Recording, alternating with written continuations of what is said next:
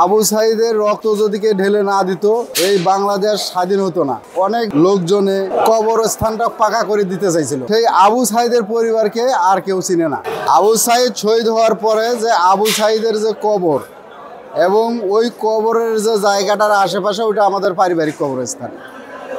তো একাধিকবার অনেক মহল থেকে বা অনেক লোকজনে আমাদেরকে কবরস্থানটা পাকা করে দিতে চাইছিল।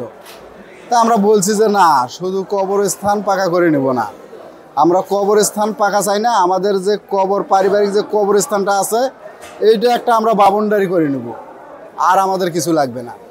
আচ্ছা, তো যখন বাউন্ডারির কথা বলি তখন আর সেটা ওইভাবে কেউ ইনভলভ করে না।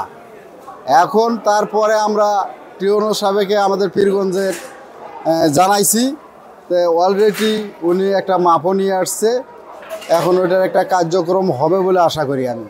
বাংলাদেশের প্রথম শহীদ আবু সাইদের রক্ত যদি কে ঢেলে না দিত এই বাংলাদেশ স্বাধীন হতো না।